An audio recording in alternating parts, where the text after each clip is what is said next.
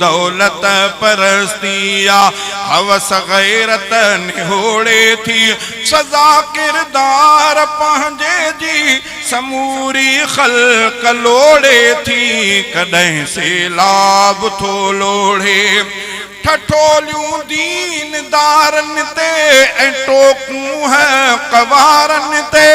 ठठोलियूं दीनदारनि ते ऐं टोकूं है कवारनि ते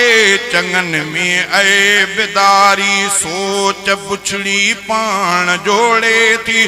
सजा किरदार पंहिंजे जी समूरी ख़ल्क़ लोड़े थी कॾहिं सैलाब थो लोढ़े कॾहिं बरसात ॿोड़े थी कॾहिं सैलाब थो लोढ़े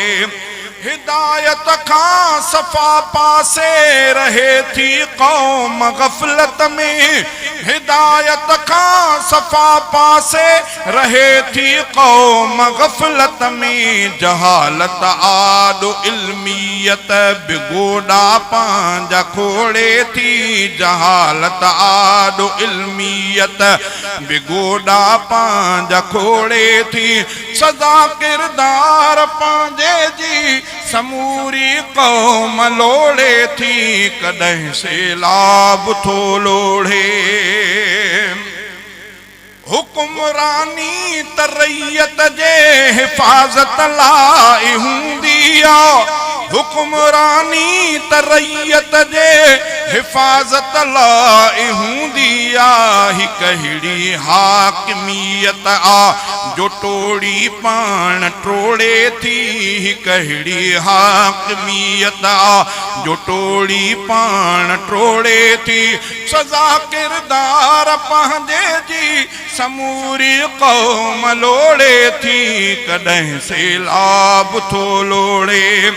हले थी सूद खोरी ऐं गरम आचोर बाज़ारी